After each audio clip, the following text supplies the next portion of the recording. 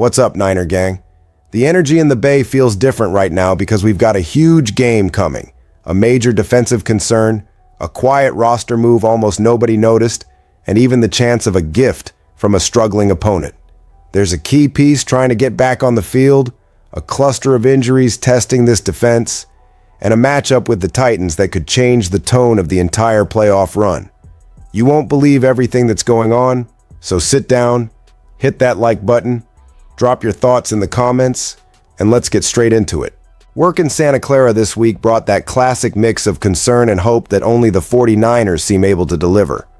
As the team gets ready to face the Titans at Levi's Stadium, seeing Kyle Juszczyk limited in practice set off a quiet alarm. He's crucial to how this West Coast-style offense operates, especially in the backfield and in pass protection. After that rib fracture in Week 13, just seeing him back in any role already feels like a win. But nobody in the 49ers faithful can ignore the risk of one bad hit. Every rep he takes before Sunday is being managed down to the smallest detail by the coaching staff.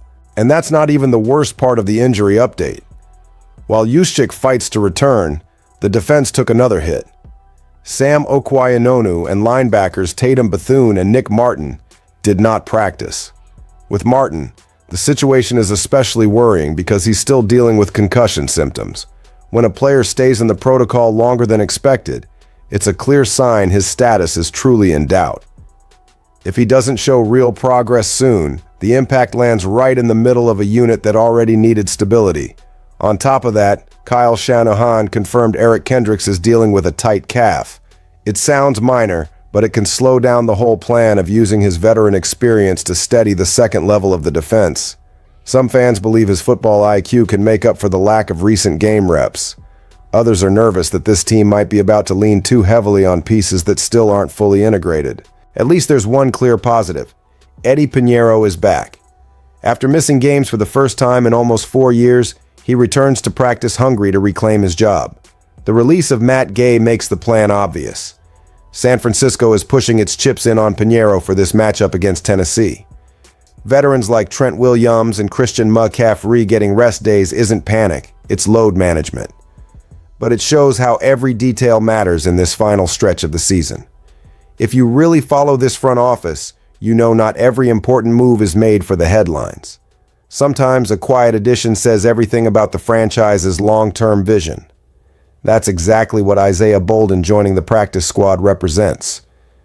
For a casual fan, he's just another name. For anyone who understands how the Niners build a roster, this move carries real meaning. Bolden, drafted by the Patriots in 2023, brings length, range, speed, and an aggressive coverage style. That profile is exactly what this 49ers system loves at corner. Guys who can drive on routes, close windows in the red zone, and attack those intermediate chunk plays. He didn't get many chances in New England, but he flashed. In today's NFL, sometimes development and fit matter more than raw draft status. Put that kind of athlete in the right locker room and the right scheme, and a career can flip fast. The timing also tells you a lot. With the secondary banged up and depth becoming a real concern, Bolden looks like a smart medium-term investment. It's not just about plugging a short-term hole. It's about having a plan if a starter goes down, or if the staff wants more aggressive sub-packages and obvious passing downs. Some people see that he was released by the Patriots and call it a red flag. In reality, veteran defenses routinely move on from players who can't crack the immediate rotation. The Niners have no problem betting on someone who needs refinement as long as the tools are there, and in Bolden's case, they clearly are.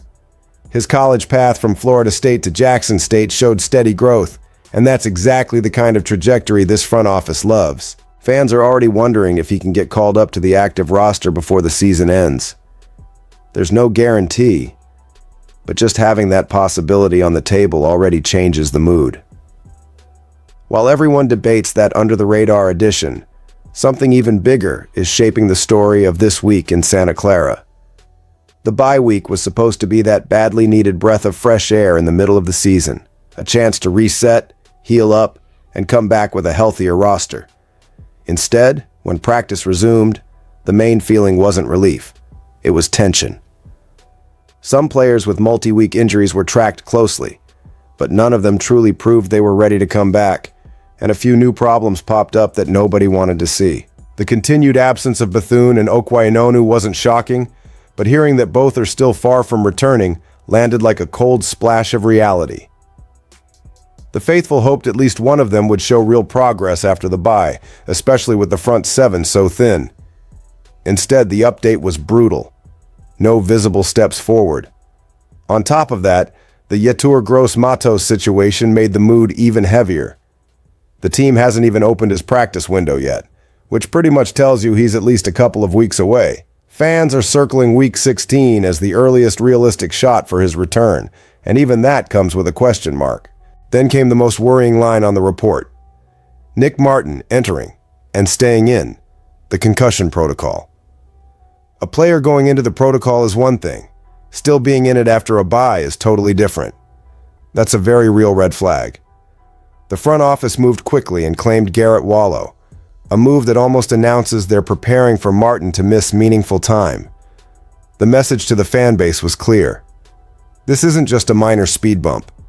And just when it felt like the defense needed a veteran to steady the group, Kendricks became part of the problem instead of the solution. He arrived as that calming, experienced presence, and now he's another big question mark with that calf issue. The 49ers can stay vague about his status, and they have. Is he day-to-day or week-to-week? Nobody really knows.